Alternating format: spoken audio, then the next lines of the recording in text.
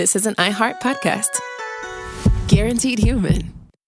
Work can be a little weird. Cringy training seminars, coworkers who won't stop talking about their plant, forgetting the mute button at an inopportune moment. We have to deal with a lot on any given workday. Sometimes it can feel hard to thrive and move forward in your career. Well, that's where LinkedIn comes in. LinkedIn helps you get ideas and insights from experts in your field, connect with people professionally, grow your network, and access tools designed to help you find the right fit for your next role. Whether you're just getting started, figuring out your next move, or looking to accelerate your career, LinkedIn is built to support you at every stage because LinkedIn is the network that works for you. Visit linkedin.com/knowstuff to learn more. Stuff at Sea is a 5-night adults-only sailing trip that brings the Stuff podcast universe to life on board. This voyage is a culture-soaked escape where pink sand paradise meets curious minds. Sailing round trip from New York City to Bermuda on October 2nd to 7th, 2026, this voyage drops you straight into the iHeart Podcast Stuff universe. On top of the adults-only experience you already love, you'll get live podcast episode recordings, behind-the-scenes sessions, themed activations, and more unmissable onboard moments. Learn more at virginvoyages.com/stuff.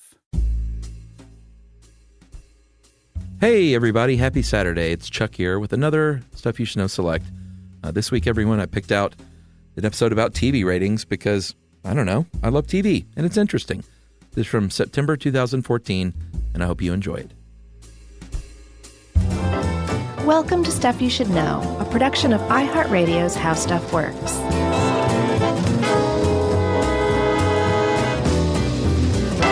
Hey, and welcome to the podcast. I'm Josh Clark. There's Charles W. Chuckers Bryant, and there's Jerry W. Rowland.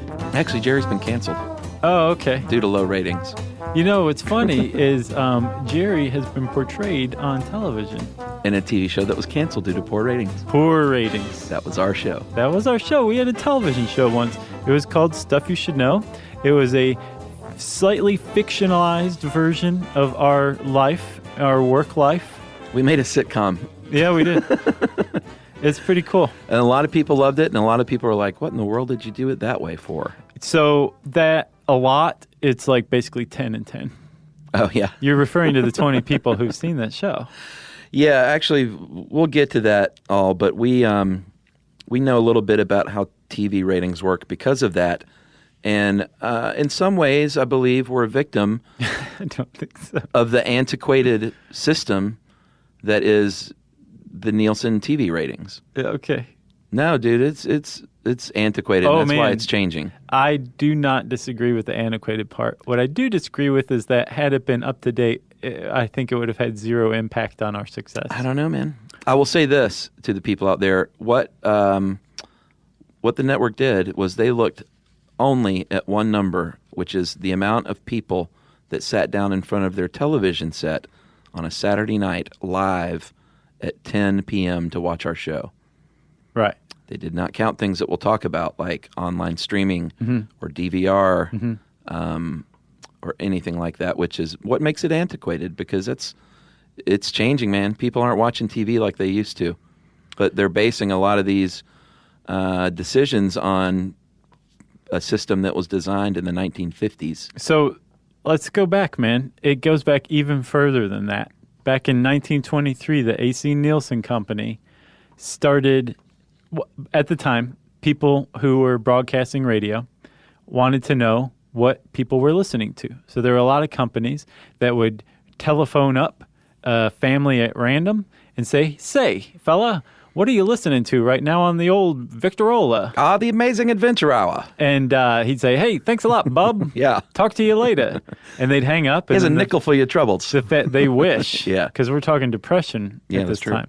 Well, not 1923. Later on, they wish they had a nickel. Here's a chicken for your pot. Nice. Yeah. That's a Hoover reference, man. You don't get those too often. I try to bust them out. So the Nielsen Company said, that's all fine and good. That's great that you guys are figuring out what people are listening to, but we have something even better because we are a technological powerhouse. And what they did was they randomly picked some families around America and said, can we put this cool recording device in your home near your radio, and it will record what you're listening to at any given time, and then we'll send technicians out to pick it up from time to time to get the information off of it and then bring it back so we can keep recording it? And family said, sure. And the Nielsen company's domination of broadcast ratings was sealed. Yeah. After that point, everybody from every competitor they had was just peanuts compared to the Nielsen company. So much so that when you hear TV ratings, it's synonymous with Nielsen ratings. Yeah. Very much like Kleenex and facial tissue are one and the same. Yeah. Same thing, thanks to Nielsen's technological powerhouse. The irony of it, though, is that once they started installing those boxes in the 20s or 30s, and then they moved on to television sets, the innovation, I mean, they innovated somewhat, but fundamentally, principally, it remained the same until a year or two ago. Yeah, and they're not.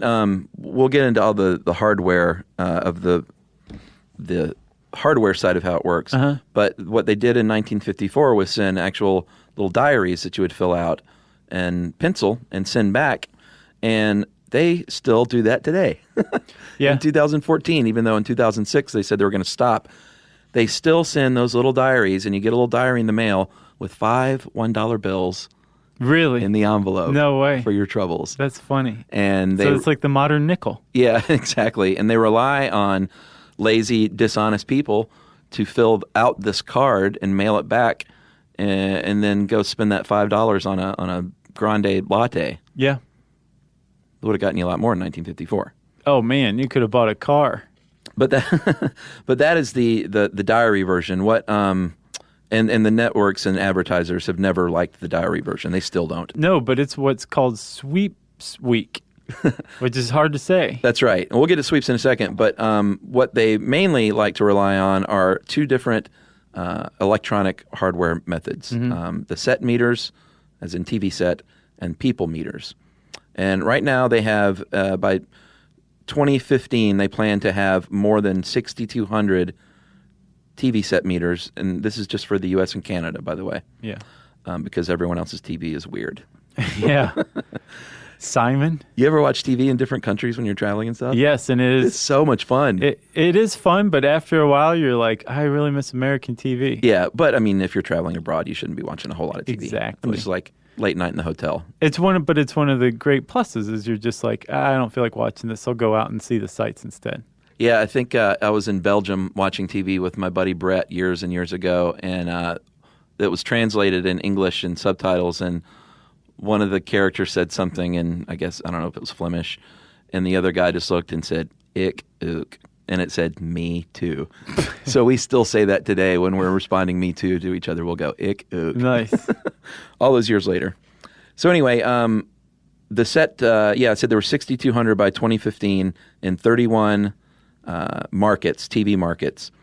And then there are about 35,000, I believe now, people meters in those homes. Oh, I'm sorry, in about 20,000 homes. And those people meters are more specific because you can have 3 people meters in one house. We want to see what little Susie's watching. We want to see what her brother Randy's watching. Right. And we won't see what her dad watches after everyone's gone to bed. Yeah. So each one of them will have their own little people meter that they'll turn on. And I always thought that these things were connected to your television, like your cable box. Yeah. And it just kind of read the information, but they're actually listening devices. Isn't that weird? Totally blew my mind. So basically, Fact of the podcast, I think. the way that Nielsen figures out what TV show you're talking to is because they have a device that's connected to the internet that is eavesdropping on your TV. And they just in 2006 finally got to the point where they perfected this technology, and they have codes that broadcasters, the networks and the local affiliates, have to put in to their audio stream, the audio-video stream. Yeah.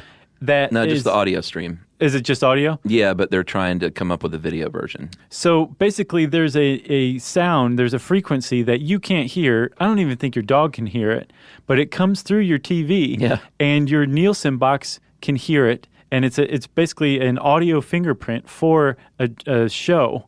And when the Nielsen box hears that audio it can be like, oh, well, they're watching Good Times right now.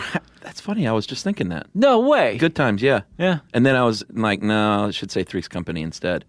It depends. And then you said Good Times. Although if you watch Good Times long enough, there's an episode of Three's Company coming on eventually on that channel. I think Good Times may be my favorite all-time theme song. It's a good one. Oh, man, it's so good. It's ridiculous. Did I tell you Henry Mancini did the What's Happening theme song? Yes. What episode was that in? Just a few ago. Oh, it was Number Stations. Yeah. Because the sound that the shortwave thing made. So that's how Nielsen's been figuring out what people are watching, which is mind-blowing. It's also, if it seems a little backwards, it may be emblematic of a larger systematic resistance toward technological improvement. Yeah, or if it seems a little small as far as the sample pool goes. Which it is. It is, but what they do is they extrapolate that number just like pollsters do, and they say, well, these are average markets, these are average families.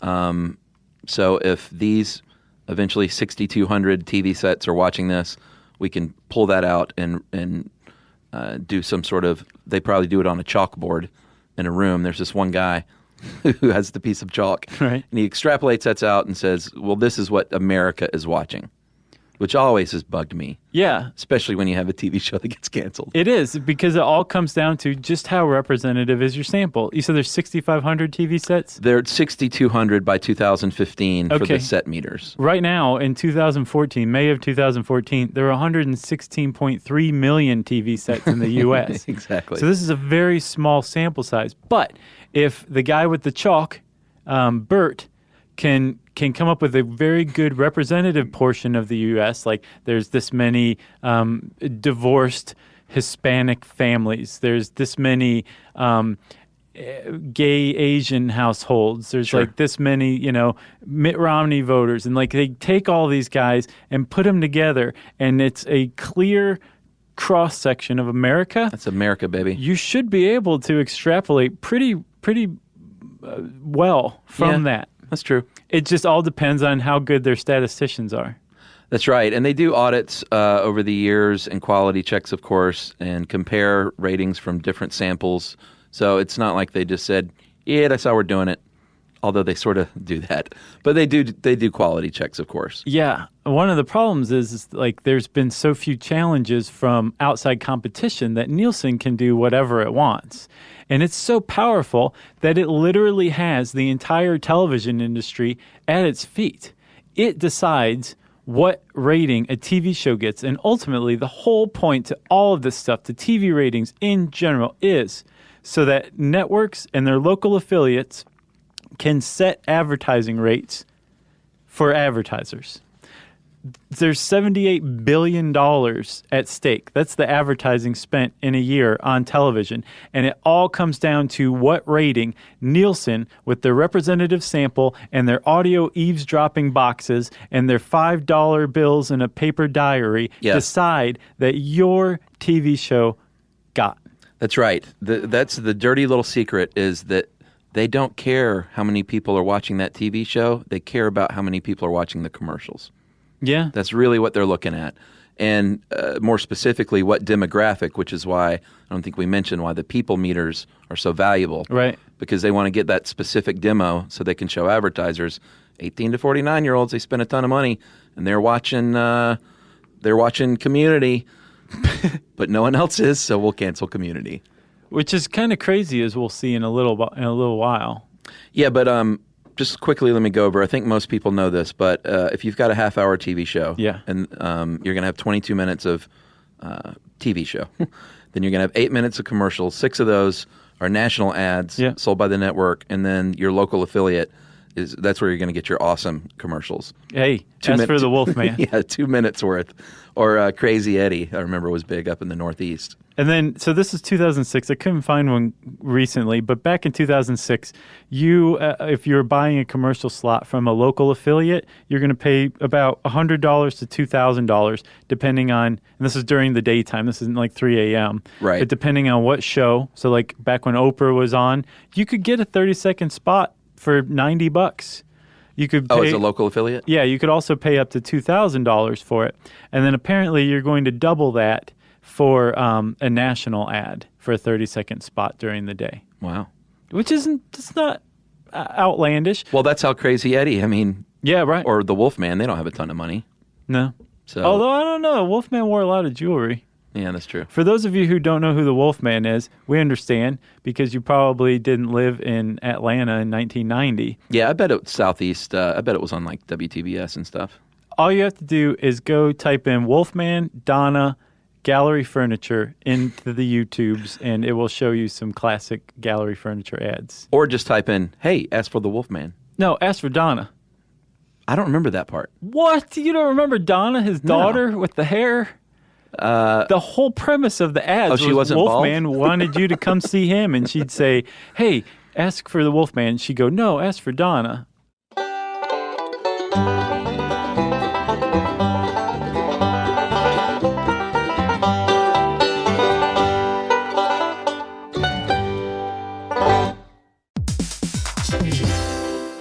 Hey everybody, I want to talk to you a little bit about Tide Evo because it represents over 10 years of innovation and product development. Tide Evo is a first-of-its-kind technology where tens of thousands of minuscule fibers are spun together to form a 6 times powerful layer packed with scrubbers, brighteners, pre-treaters, and fresheners. And that's going to deliver a breakthrough clean that's so powerful it feels like magic. Yeah, it is kind of like magic. Tide Evo is revolutionary. A 100% concentrated, waterless laundry tile that's made of compressed microfiber soap layers rather than liquid or powder. And it's not like pods or sheets because it uses 6 layers of detergent fibers to deliver superior cold water cleaning without plastic packaging of any kind. And it provides a mess-free, lightweight solution that dissolves lickety-split. So whenever you run into a laundry challenge, turn to Tide Evo. It's revolutionary. It's magic. Try new Tide Evo. Real laundry magic.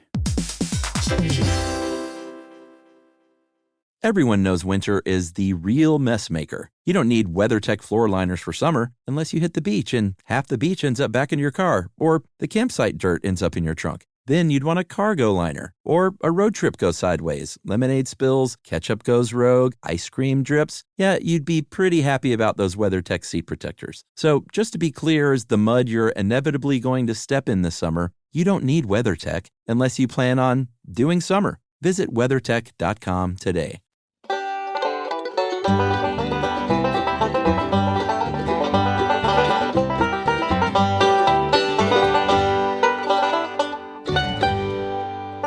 All right, sweeps. Everyone's heard it. It is a bit. Everyone's heard it? Yeah, everyone hears about, this is sweeps weeks. That's when, well, we'll tell you what it is. This is the fact of the podcast to me. What, sweeps week? Yeah, where it came from and why it exists. Well, in 1954 is when they started sending out those TV diaries, and they made a geographic sweep starting in the Northeast across the country from east to west, and they collected the little booklets. And those were our first reportings of TV ratings. So before they had the eavesdropping boxes that they were using, but it was basically like these are, I think, maybe up to 20,000 households at one point in the major markets. The great thing about the paper diaries is they could go into local markets, smaller markets, and find out not just what the people in New York or L.A. or Chicago were watching, sure, but what the people in, Santa Fe were watching too, or, Fort Lauderdale. Yeah, there was a saying, how does it play in, what Santa was it? Fe? Was it Sheboygan or something? Probably Sheboygan or Walla Walla. I can't remember. It may have been a movie thing too, but there's an industry saying, how does it play in this city? It's got to rhyme. Because that's what matters. Of course, New York and L.A. and the major markets are going to consume they want to know what your average household wants to see. Right, and basically. This is in 1954. This was the first time that anyone had ever taken a really comprehensive snapshot of what America was watching in a given week. Yeah. And so they said, hey, this worked really well. We're going to start doing this every year. We're going to have what's now called a sweeps week, and it's going to be on this week. And so the TV executives said, well, wait a minute. Sweeps week, this is what we're going to start setting our advertising rates against. And it's going to be this week, then I'm going to do the craziest stuff I can think of to get ratings as big and wide as I possibly can grab on that week. And that is where Sweeps Week came from. And we've seen some pretty interesting things as a result of Sweeps Week. Yeah, there's a great tradition of stunt casting during Sweeps Week. Justin Bieber will show up on CSI. I didn't see that one, did you? Nah, I don't watch that show. And if I did, I would have punched my TV if he showed up on it. If you're going to shoot JR, you're going to do it during Sweeps Week. Oh, yeah. The late night talk shows are going to load up their biggest A-list guests during Sweeps Week. ER did a live show. Yeah, so I actually watched that one, and I wasn't an ER fan. I just wanted to see if they could pull it off. Yeah, right. It was pretty cool. Ellen used to have a sitcom based on her life, and she came out on that show during Sweeps Week. Oh, yeah, that's right.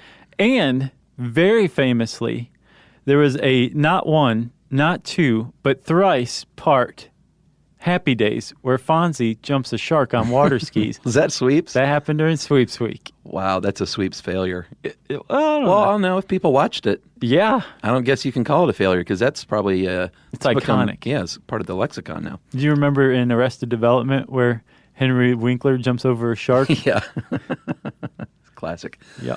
These days, Sweeps Week is actually 16 weeks because they have, I don't know about narrowed it down, they broadened it out to four-week periods in November, February, May, and July. And they still trot out special things for Sweeps, but it definitely doesn't have the teeth that it used to because the way that people consume media these days, which we're going to start getting into. So it doesn't have the teeth that it used to, and as a result, a lot of networks have kind of stopped, like you said, doing the stunt casting and that kind of stuff. But it's still it's still basically holding broadcast TV hostage. Yeah. Because that is still what advertisers want to see. Well, what are your ratings during Sweeps Week? And that's what they set their ad rates against. Yeah. So the fact that there are these 4-month-long Sweeps Weeks means that the broadcasters have to follow the normal fall to summer broadcast model with reruns in between. Yeah, and this is for NBC, ABC, CBS, Fox, like the major broadcast networks, non-cable networks. Right. Which is a completely dying beast. Yeah, because they rely 100% exclusively on advertising. Yeah. And cable has been eating their lunch because advertising has been going down. It looks like it's already peaked. It's still $78 million. Billion, yes, you're right. But cable takes a huge, substantial portion of that in advertising. Yeah. But then even when advertising rates go down, cable still survives because cable makes money off of subscriber fees and transmission fees too. Yeah, exactly, which is why cable has a big leg up. And also they can they don't have a traditional television season. They can release stuff all year long. Right. And you can binge watch it. Yeah, which is happening. That's the new model. So like we said, for many years, Nielsen was just kind of, as this one Wired article, the Nielsen family is dead put it, it was in a torpor. And the first thing I love that word. I do too. Torpor. Perfect. So great. The first thing that really roused Nielsen was DVRs. Because when DVRs came along, the advertising industry was like, oh, God, people can fast forward through ads now. Yeah, like they've always dreamed of doing. Exactly. Now they can. Yeah. And it was basically the television apocalypse. And that didn't pan out because advertisers figured out that, yeah, people can fast forward through ads, but there's ways to still get your message across at 16 times speed. You can do things called pop busters where you use the actors or the look or the set of the TV show that you're advertising within to make them think like the show just came back on and you caught them because it's really an ad. I know. There's all sorts of stuff you can do. So it hasn't been an advertising apocalypse.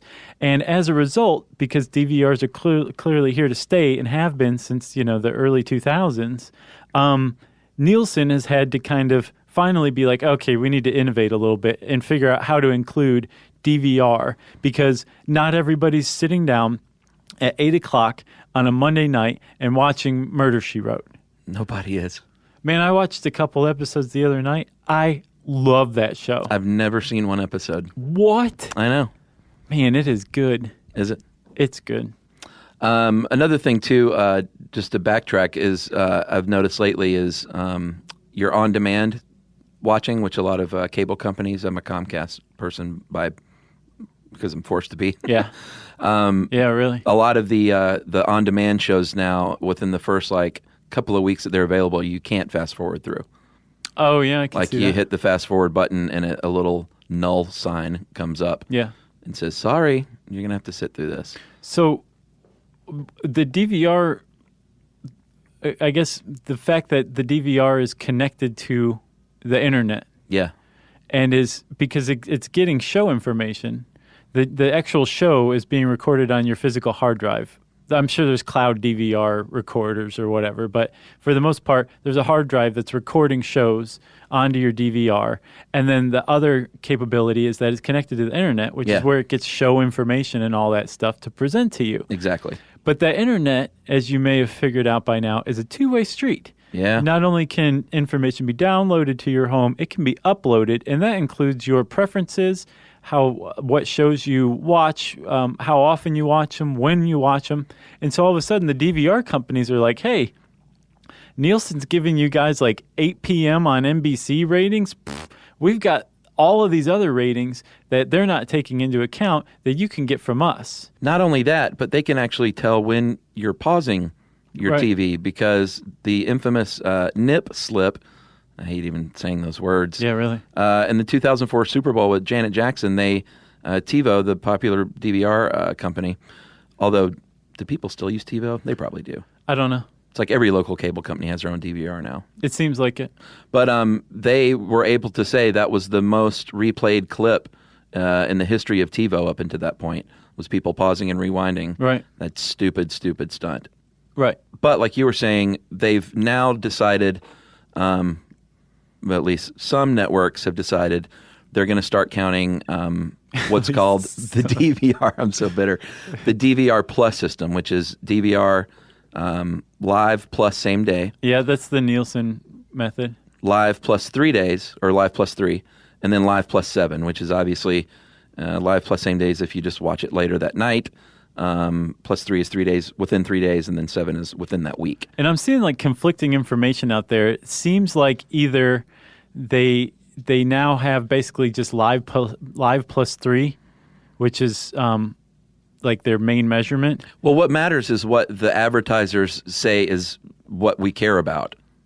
You can have live plus 20, but if the advertisers are like, we don't care about live plus 20, that doesn't do anything for us. Exactly, it's true. But it sounds like you're right. At one point, they tried to say that live plus same day is basically the same thing. Nielsen did. Right. And they wanted to lump it together with live, and the advertisers were like, no, it's really not the same. No, because of the fast forwarding thing. Yeah, so let's at least separate these numbers out so we can look at it all individually. Yeah. The thing is the people who are watching TV, i.e. you and I, we don't care what the advertisers think, and they basically just need to keep up with our viewing habits, which are changing radically. Yeah. The broadcast networks have lost 17% of the most coveted demographic, 18 to 49-year-olds, between 2012 and 2013. 17% just gone. Yeah. Part of that is because the networks put out terrible, terrible stuff, although so do the cable networks these days too. Yeah, sure. But another part of it is because broadcast is stuck in this sweeps week, certain time on a certain day format that it's been in forever. Yeah. Since the 50s. And they're being basically held hostage by Nielsen's ratings. So there's been a real push to advance technologically and to start taking into account these other myriad ways that people consume television and getting a clearer picture of what an audience is doing. And the fact that it's now computer-based and we have ways of tracking computers, really broadcasters are as excited as ever. Sure. And we just have to figure out how to do it. And we'll talk about how they're trying to figure out how to do it right after this. Stuff you should know.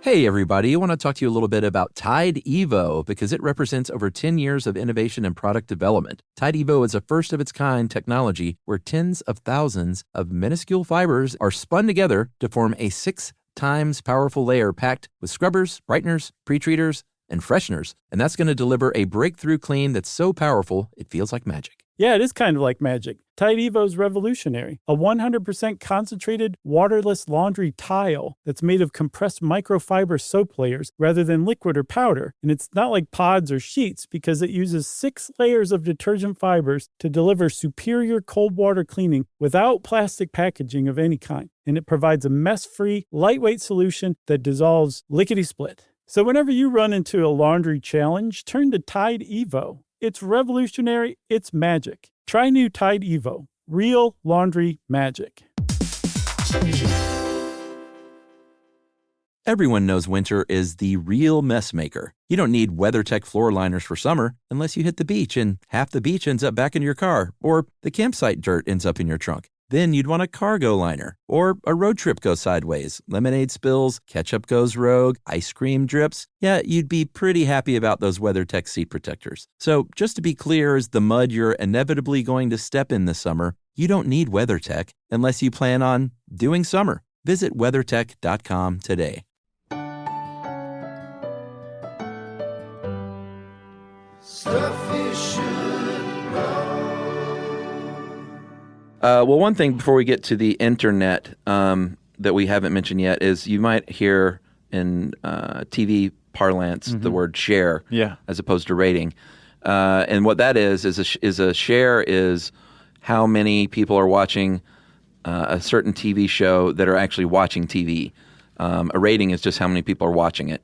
But the share is what share of people are watching a show that are watching something. Right. Other people, like, if your TV's off, it doesn't count. No, then so your share number is always going to be higher. Yeah, it is. But the rating is the number of people watching it compared to the entire population of America, right? Exactly. Or Canada. Yeah, I keep forgetting about Canada. They steal our shows. So now we're on to the newest development. DVRs kind of threw a wrench in the plans, but they're trying to take those into account. And they've been pretty successful, it seems like, with that. Yeah, once they settle on what they all agree is a valid thing. Measurement. Yeah, valid measurement. But now, of course, people are consuming TV online more than ever, on their laptops, on their tablets, on their mobile devices. Can I throw out some figures for you real quick, Chuck? Please. Consider this. 116 million television sets in the United States. Yeah. There's 113 million tablets. What? Yeah, 166 million smartphones and 243 million internet-connected computers. Double the amount of televisions in the U.S. Yeah. And people are watching stuff whenever they want, however they want on this. And as it stands right now, Nielsen is still trying to figure out how the heck they can most effectively track these people. Yeah, well, this is the first year. This fall TV season will be the very first year that they're going to supposedly have a across-the-board measurement system with TV ratings that'll include viewership on everything, including your mobile device. And it's forced some innovation, too, because the Nielsen can't just say, oh, well, we'll add like an eavesdropper onto your tablet or your smartphone because it'll drain your battery. Yeah, what it'll probably be is a third-party app or piece of software. And it makes sense. It seems like it would be easier than ever to track watching habits in the near future. Okay, it is if you're Google. If you're Nielsen, and you've been basically caught off guard by this since, you maybe started thinking about this in 2011, then you're in deep trouble. Old man Nielsen. There's a very, very effective way of tracking computer use, Chuck, and it's called cookies. And cookies have been around forever.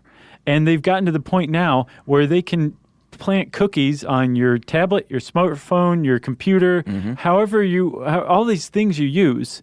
And after a while, just from paying attention to the data, the algorithm will basically say, I think these 3 cookies over here are the same person. Right. And they'll put them together, and all of a sudden, what was once 3 users is now 1, and the picture is that much clearer of who binge-watched season 2 of True Blood this week. Right. Yeah. So there's cookies out there, and they've been around for a while, and they're very easy to get and very easy to use, and this is what Nielsen's up against. Yeah, and you may be saying to yourself, well, who cares how people are watching it, if it's online or on TV? But what matters is advertisers. If you've noticed, if you watch shows online, like with Hulu or something, they're different commercials. You're not seeing the same stuff, and they still can't even decide now what to count because they don't want to. If Brad Pitt does a Pepsi commercial, right, he probably has it in his contract. Well, this can only run on air, on network, on air TV in Thailand only. Yeah, don't show me on Hulu. I don't want my commercial running online. If I show up in South Korea, you owe me $10 million. That's right. So they have a lot of control on how their images are seen, or maybe maybe there's an awesome commercial that licensed the Who's won't get fooled again. It's only licensed for television. They can't show that same commercial online. Right. So you're going to have to show what some advertisers or shows or networks might consider a substandard ad. So they don't even want to count that as a view. Yeah. And the same applies to TV shows, too. There might be actors, writers that are just for on-air and not for video distribution, or just like with the ads. So it seems to me like it's not just Nielsen who's up against this. The networks are still trying to figure out things like TV everywhere. Yeah. Like they want you to be able to watch TV everywhere you are at all times, because then they can serve you ads everywhere at all times, and they can charge for those kind of things. But they can't say how to track this yet, one. And then not everything's cleared for all forms of media, two. The other problem with online viewing is they don't have that all-important demographic detail. Okay, again, though. Or they could, though. If they start using cookies, then they've got it right there. Sure. This is what advertisers are salivating over, like hyper-targeted ads. Yeah. So, like, imagine if you and I are watching the same, like, classic episode of Saturday Night Live. Yeah. And I'm watching on my computer, you're watching on your computer, we're sitting right next to each other, we press play at the same time, the ad break gets to the same spot at the same time, and then, boom, two different ads come up. Yeah, I get Ovaltine because I'm in my 40s. Right. And you get a Ferrari ad because you're 5 or 6 years younger than me. Exactly. That's exactly what would happen, too. So this is what advertisers want, like that level of targeted. But the Nielsen company is still dominating. If they can catch up, the Nielsen company will be around for another 50, 100 years. But again, they're up against cookie tracking right now. And if somebody can come along and be like, hey, man, we've got all of your second screen data you could ever want, then, again, Nielsen's in big trouble. Well, there are companies trying to do that. There's one called ComScore that says they can offer a single metric that shows who's watching television across every single platform you can think of. Yeah. Time shifted, on demand, streaming, live, whatever. ComScore says they can do it. NBC has signed up with them, and they haven't dropped Nielsen. They're just spending more money to try and get better tracking. There's another company. They did that in the 2014 Sochi Olympics, right? Was that the trial? Yeah, I think that's when they rolled it out. Supposedly it was super successful. Yeah, that's what they said. And then there's another one called RenTrack that their origins were just a video cassette distributor, but they realized that was going nowhere. What? In 2014. Even worse, they were beta. Yeah, so they've diversified into TV ratings, and they use cable set-top boxes, and right now have deals with 70 networks and 300 TV stations. And basically the competition, David Poltrak, he's a chief research officer for CBS Corporation, said that it's the competition on the research front is the most intense it's ever been. Oh, it's a pretty exciting time. Yeah, and Nielsen actually, there was FTC antitrust settlement where I think the way I understand it is that Nielsen was using they acquired a company called Arbitron, which is a specialist in radio and out-of-home measurement. And I think there was an antitrust suit saying, like, you can't be the only people using this. So they've now licensed that out. We're forced, I think, to license it out to ComScore, who is now using that portable people meter. Not purple people eater. No, man, but hats off to you for getting it right. And I think I'm understanding that correctly. But the long and the short of it is, unless they get this right, they think they are missing out on as much as 15% of TV viewing is going unaccounted for at this point. So if you're a network or something like that, that's ad revenue, right? That's an ad rate hike that you aren't getting. If you're an advertiser, That's like a whole like ghost group that you may or may not be getting your product in front of, but like you can't say either way. Yeah. Having 10 or 15% of the advertising or viewing audience unaccounted for is not acceptable. To me, Not in modern America, buddy. this is what I think is going to happen. I think they're going to get their jazz together and be able to track who watches a show down to 100%. Yeah. And the people who make the shows will sell a package to an advertiser, and the advertiser spot runs in that show no matter where it's consumed. Yeah. So it's like a 360 deal, basically. Yeah. Like this show is going to be broadcast live or broadcast on the nets. It's going to be up on our player. You're going to be able to watch it on tablet. But in all of these, it's going to be when you buy an ad spot, it goes with the show no matter where the show goes. Right. I could see that. And then there's another happy aspect of tracking viewing, like down to this granular detail. Your shows are more likely to be saved. Our show, again, I say, would not have been helped by any of this. But the whole reason Community was online or still on air was because the NBC was smart enough to be like, oh, well, wait a minute. Like, yeah, its ratings are abysmal, Yeah. traditionally speaking.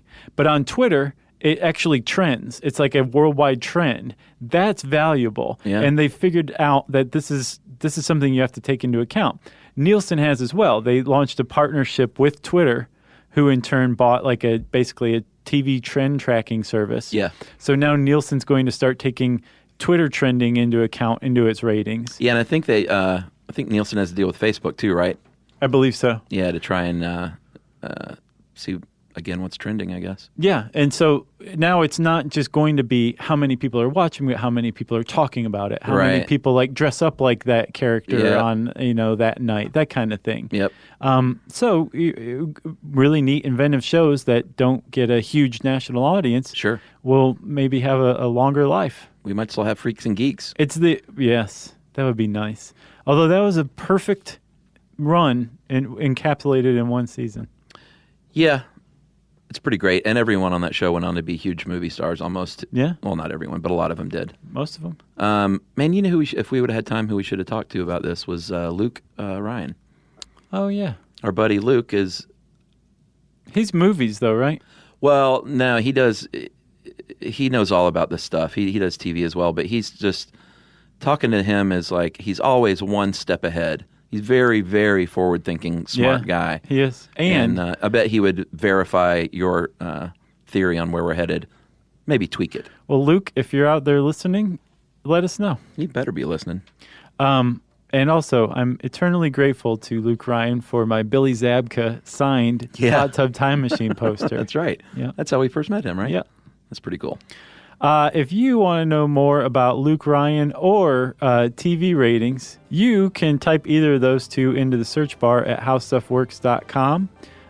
And since I said Luke Ryan, not Luke Bryan, Yeah. that's different. I don't even know who Luke Bryan is. He's a huge big-time country star. That's why I don't know who he is. Do you know he sold out like 2 shows at Madison Square Gardens, and like apparently he's the only one to ever do that. He's huge. No, people sell out multiple shows at Madison Square Garden all the time. Like Well- Bruce sells out like 6, 8 in a row. He's one of them. Okay. Maybe he broke like the time record or something. But he's a good guy too, though. You know, if his name isn't Willie Nelson, then I don't know him. Well, anyway, it's time for listener mail. I'm going to call this train conductor. I love that job. We had one that wrote in. Awesome. Hey guys, been wanting to write in for a while now. Been waiting until I could think of something interesting to relate to you. I found your podcast a while back in February. I was looking for something to listen to while I commute to work. Working out of Penn Station for the Long Island Railroad as a train conductor means my hours tend to have me driving home anywhere from midnight to 3 a.m. And prior to finding your show, all I listened to were audiobooks or the radio, but I got bored with all that after a while, and I noticed my eyelids were getting heavier and heavier, which is about 70 miles door to door on my trip. Yeah. It's no good. No. Enter stuff you should know. From the first time I listened to you guys, I've been wide awake, amused, and attentive the whole drive. That's why I want to thank you guys for keeping me alive, because if not for your show, I'm sure I would have fallen asleep and driven off the road. Ever since childhood, I've always been fascinated about history and learning how things work. and was evident by me dismantling my toys and attempting to put them back together. Although it's funny, in the end, I always had extra parts. So again, thank you for accompanying me on my drive home every night. It's been nice having 3 friends in the car, although one of you is extremely silent. That's Jerry. And by the way, Jerry didn't get canceled. We were just joking. Yeah, right. She's on the air. And that is from Angel Cartagena in Bethel, Connecticut. Or Angel. I wondered about that. He says, P.S. If this becomes listener mail, I know you both try so hard to pronounce things. My last name is Cartagena, like the city in Romancing the Stone. Mm-hmm. But he didn't say if it was Angel or Angel. If his last name's Cartagena, it's Angel. I would think, but we'll see. We will see. Let us know, Angel. That's what I'm going with. All right. If you want to let us know how to pronounce your name, we're always happy to hear from buddies out there who listen in listening land. You can tweet to us at SYSK Podcast. You can post the pronunciation of your name on Facebook.com/StuffYouShouldKnow. You can send us an email to stuffpodcast@howstuffworks.com. And as always, hang out with us at our home on the web, StuffYouShouldKnow.com. Stuff You Should Know is a production of iHeartRadio's How Stuff Works. For more podcasts from iHeartRadio, visit the iHeartRadio app, Apple Podcasts, or wherever you listen to your favorite shows.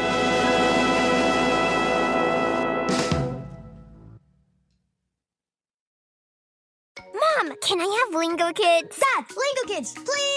When did we become the Lingo Kids house? No idea. Last week it was dinosaurs. This week it's... Lingo Kids! Why Lingo Kids? Because it's the best thing ever. We can play games with astronauts, wild animals, and superheroes. With more than 4,000 interactive games, songs, and shows, Lingo Kids is the #1 entertainment platform for young kids. So, no dinosaurs? And dinosaurs! Lingo Kids! Everything kids love. Download it for free. You know, you could be adored by everyone and still completely ignored by your cat. Trust me, I know. But if you feed your cat Sheba, you can go from being ignored to truly adored in 12 days, guaranteed, or your money back. Sheba has a full menu of products, appetizers, entrees, treats, even a kitten's menu. It's so cute, so Sheba has a product for even the pickiest eater. Like Sheba Puree, it's made with bone broth, they're chef-inspired flavors, it's got a smooth and creamy texture that cats love, and contains no corn, wheat, soy, or artificial flavors. It's food that your cat's gonna love. To learn more, check out Sheba.com. That's SHEBA.com. This is an iHeart podcast. Guaranteed human.